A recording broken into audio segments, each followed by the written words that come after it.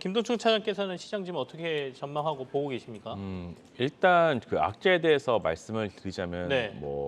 러시아 우크라이나 전쟁 관련해서 이제 거의 뉴스가 나오지 않고 있죠. 그리고 얼마 전까지만 해도 금리 상승에 대해서 뉴스가 또 없다가 최근에 갑자기 또 많이 나오면서 이제는 글로벌 경기 둔화 우려까지 이제 많이 나오고 있는 상황입니다. 지금 시장 상황을 좀 말씀을 드리면은 글로벌 경기 둔화 우려로 지금 특히나 대형주가 힘을 못 쓰고 있는 상황에서 지난주 같은 경우는 2차 전지 섹터를 중심으로 해서 좀 중소형주가 많이 올라오는 모습을 좀 보였지만은 오늘까지 하락을 좀 어제 오늘 하락을 크게 보이면서 오름폭을 거의 다 반환하는 모습을 보이고 있는데 좀 일단 좀 전 두 가지 측면에서 보고 싶어요. 단기적이나 중장기적 측면에서 두 가지를 좀 따로 해서 말씀을 드리면은 단기적인 측면에서 보면은 이제 실적 시즌이 다시 시작했기 때문에 이 1분기 실적 시즌을 맞이해서 아마도 실적이 잘 나올 수 있는 대형주보다는 중소형주 위주로 종목 장세가 당분간 좀 될 것이라고 생각을 하고 있고요.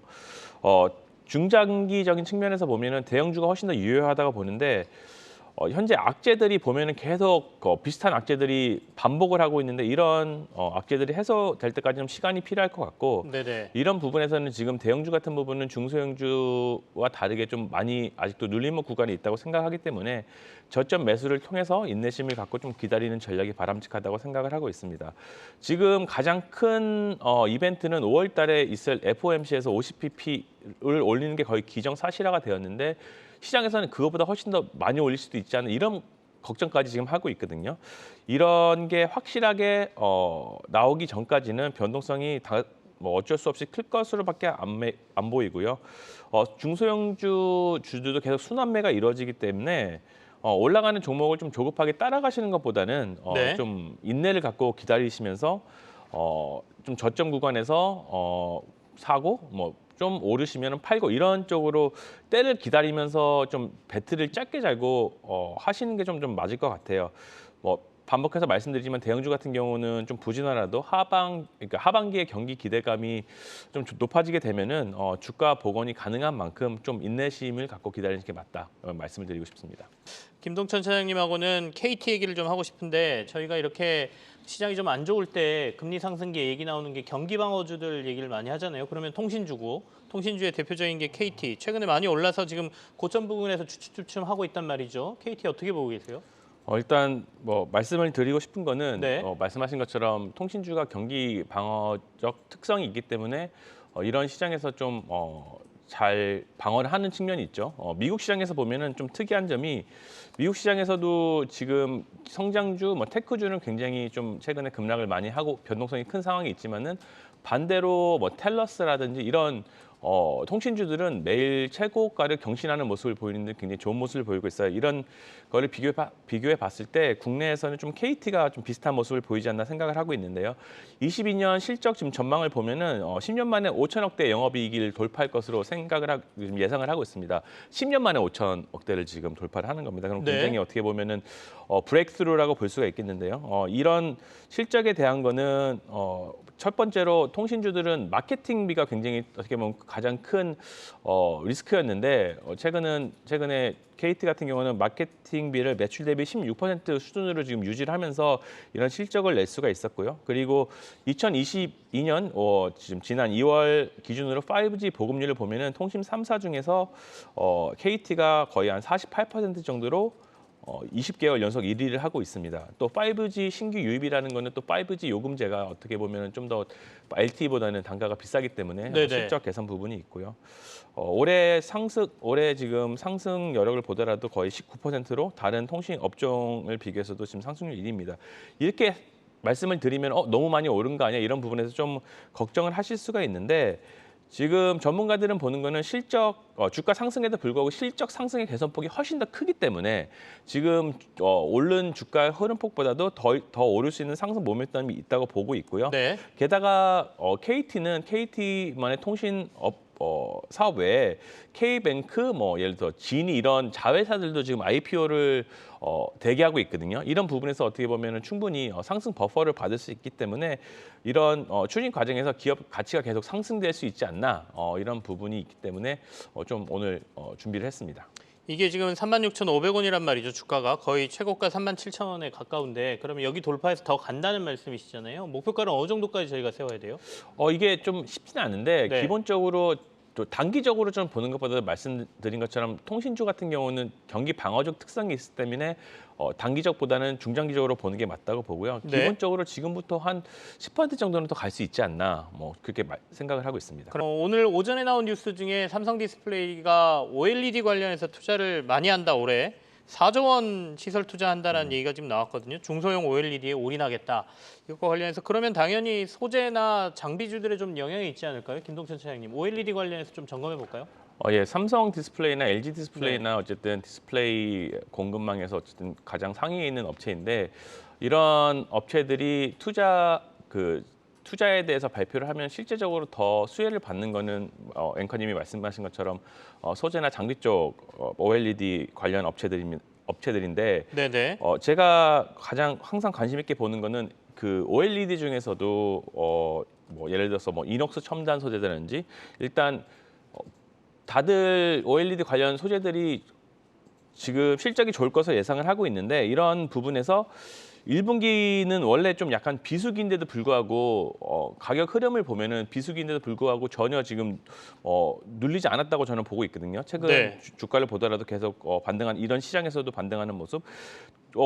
올해 한 해로 보면은 분명히 OLED 자체가 가장 큰 토픽 중에 하나가 될 것으로 생각을 하고 있고요. 그런 부분에서 봤을 때 충분히 뭐 OLED 관련 뭐 PI 첨단 소재라든지 아니면 이녹스 첨단 소재 아니면 덕산 네오룩스 등 이런 부분들이 굉장히 수혜를 입을 거라고 생각을 하고 있습니다. 다만 이 가격적인 측면에서 좀 약간 시장과 비교를 했을 때 너무 좀 급등하는 모습을 보이거나 아니면 좀 가격적인 접근 측면에서 부담스럽다고 생각할 때는 약간 좀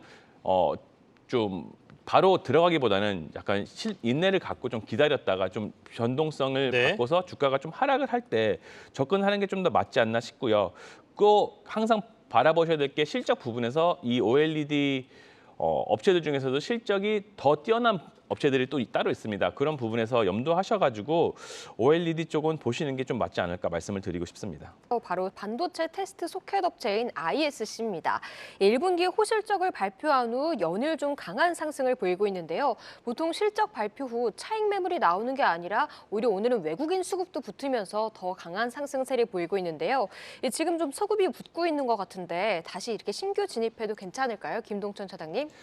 저는 일단 오늘 좀 신규 진입은 좀 쉽지 않을 것 같다는 생각이 네. 들고요. 지금 어제 시장을 보면은 반도체 전반적으로 좋지가 않았는데 ISC만 유독 부각이 되면서 굉장히 큰 상승을 보이는데 오늘까지 좀 좋은 모습을 보이는 거는 어떻게 보면은 같이 시장이랑 흐름이랑 같이 해야 된다고 저는 생각을 하고 있기 때문에 일단 작년 말부터 반도체 후공정 업체들이 굉장히 각광을 받기 시작했거든요. 뭐 인텔이라든지 아니면 뭐 엔비디아 같은 경우도 저번에 보면 인텔이 반도체 증설 이런 공시를 내면서 후공정 업체들이 분명히 수혜를 받을 것이라 이러면서 굉장히 각광을 받았는데 최근에는 반도체 전반적으로 시장이 약간 좀 좋지 않으면서 반도체 소재라든지 장비 이런 쪽이 좀 네게티브한 모습을 보이고 있습니다. ISC를 좀 주목을 해야 될 거는 이제 올해 하반기가 되면은 DDR5로 네. 교체하는 이제 본격적으로 교체가 도래되면서 이런 사이클이 바뀌면서 이런 부분에서 큰 수혜를 입을 거라고 생각을 하고 이 실적이라는 게 뭐 기본적으로 뭐 최근 뉴스 외에도 네네. 원래 ISC는 실적이 좋을 거라 예상을 많이 하고 있었거든요. 그런 부분에서 하나의 모멘텀이 돼서 좀 주가가 간 거라고 생각을 하고요. 뭐 이런 부분이 해소되게 되면은 다시 어느 정도 좀 제자리를 찾을 거라고 저는 생각을 하고 있어요. 그렇기 때문에 지금 급등하는 종목을 쫓아가는 것보다는 일단 변동성이 커지기 시작하면은 시장 자체에서 아무리 개별 실적이 좋아도 빠질 수 없는 여건이 될 수도 있기 때문에 좀 안정적인 측면에서 좀 기다리자 좀 이렇게 말씀을 드리고 싶습니다. 리츠 관련주들 요즘 관심 많다는 얘기 들었었거든요. 김동천 차장님하고 리츠 관련주들 얘기 좀 하겠습니다. 저쪽이죠. 그러니까 쿠팡과 관련돼서는 ESR 캔달 리츠라는 데가 이제 쿠팡의 물류센터 전부 갖고 배당이랑 뭐 이런 거 받는 대로 제가 알고 있는데 리츠 관련해서 최근에 조금 관심 있게 본다라고 하면 어떤 거 볼 수 있어요? 예, 일단 리츠에 대해서 약간 설명을 드리면 네. 리츠가 이제 리츠 운용사 이런 쪽에서 투자자 자금을 모아가지고 건물을 매입한 후에 여기서 나오는 뭐 임대료를 가지고 투자자들에게 거의 배분을 배당을 배당이 되는 하는 거죠. 네. 이런 구조로 가고 있는데 좋은 리츠의 구성 요소를 보면 일단 좋은 임차인이 초우량 자산이 일단 좋아야 되고요. 임차인도 안정적이어야 되고요. 그리고 위치 등 이런 게 다 삼박자가 맞아야지 안정적인 배당을 받을 수가 있거든요. 쿠팡 아까 얘기했던 ESR, 캔들리츠 같은 경우는 쿠팡이란 초우량 임대인이 있기 때문에 임차인이 있기 때문에 그런 부분에서 안정적인 배당을 받을 수 있기 때문에 좋다라고 말씀을 드릴 수 있고 제가 좀 좋게 보는 거는 뭐 예를 들어서 SK 리츠 같은 경우는 설인동에 있는 SK 본사 빌딩을 가지고 있는 이제 초우량 건물을 가지고 있고 네. 안정적이고요. 그리고 SK 계열사들이 많은 건물들을 가지고 있는데 이런 건물들을 우선 매수할 수 있는 또 선택권을 가지고 있기 때문에 이런 부분에서 좋은 물건을 먼저 접근할 수 있는 리츠이기 때문에 이런 부분도 장점이라고 볼 수 있겠습니다. 네네. 그리고 뭐 최근에 신한 알파 리츠 같은 경우는 유상증자를 통해서 또 다른 새로운 건물을 매입할 거라고 지금 발표를 했고요. 롯데 리츠 같은 경우는 롯데 쇼핑에서 임차에 대해서 10년 정도 거의 보증을 해줬기 때문에 안정적인 수익이 나올 수 있는 이런 리츠 구조를 가지고 있습니다. 리츠는 기본적으로 이런 변동성이 심한 장에서 배당을 바라보고 안정적으로 투자할 수 있는 그리고 가격 상승에 인한 플러스 알파를 지금 보고 들어가는 거거든요. 이런 변동성 장에서도 리츠 같은 경우에 충분히 저는 관심 있게 보시는 게 맞다고 생각해서 말씀드리겠습니다. STI 가져오셨네요. STI에 대한 설명 좀 듣겠습니다. 어떤 회사입니까? 저도 윤 팀장님이랑 비슷하게 반도체 네. 장비 공급사를 가지고 왔는데요. 반도체나 디스플레이 장비 업체를 일단 보시면은 장비 업체의 가장 큰 장점이나 단점이 뭐냐면은 사이클에 항상 연동을 한다는 거죠. 지금까지는 사이클이 좋으면은 굉장한 실적을 내거나 사이클이 안 좋아지면은 주가가 실적이 안 좋고 주가 흐름이 좀 지지부진하고 이런 부분이 있는데 그래서 장비 업체를 볼 때는 이 사이클에서 벗어나서 실적이 꾸준하게 나올 수 있는 회사가 굉장히 좋거든요. 이런 회사들은 기본적으로 고객사를 다변화하고 그리고 계속 투자를 통해서 사업을 확장을 해야 하고 이런 부분이 굉장히 중요한데 네. 오늘 제가 소개해드리는 STI는 반도체 디스플레이 장비 공급사인데 이 기존 고객들이 매출 비중을 보면은 삼성전자가 거의 50% 이상으로 거의 국내 고객들을 위주로 사업을 영위해 왔었는데 최근에 이제 신규 해외 매출처가 확대로 인해서 포트폴리오가 다변화되면서 굉장히 주목을 받고 있는 기업이라고 말할 수 있겠습니다. 네네. 지금 해외 신규 고객 아까 제가 삼성전자가 50%라고 말씀드렸는데 해외 신규 고객이 지금 36%나 지금 늘어났거든요. 이런 부분이 공시에서 볼 수 있듯이 최근에 2월달에 중국 반도체 장비 계약을 했고요. 그리고 싱가포르 웨이퍼 공급사와 계약을 하는 정도로 계속 이런 부분에서 해외 매출처가 확대되는 모습을 실제로 보여주고 있는 회사라고 볼 수가 있겠습니다. 당연히 올해 실적도 이런 부분에서 좋을 거라고 생각하고요. 2022년 지금 매출이 한 4천억 원 지금 예상이 되고 있는데 네. 전년 대비 이게 거의 25% 는 거고요. 수주 잔액을 본다고 하더라도 2021년 수주 잔액이 지금 한 1,700억 정도 됐는데 지금 2022년 시작된 지 얼마 안 됐는데 벌써 신규 수주가 1,500억 정도 될 정도로 지금 네네. 굉장한 사업이 굉장히 좋아지고 있습니다. 게다가 반도체 제가 공급사라고 말씀드렸었는데 최근에 이제 신규 장비 FPGA 패키지 기판 쪽으로도 지금 사업을 확대하면서 제가 처음에 말씀드렸던 사업 확장 그리고 고객처 매출처 확대 국내뿐만 아니라 해외처로 이제 도약할 수 있는 기업들을 좀 관심 있게 보시는 게 맞다고 해서 오늘 준비를 했고요. 이런 부분에서 STI 충분히 좀 관심 있게 보시는 게 맞다고 말씀드리고 싶습니다.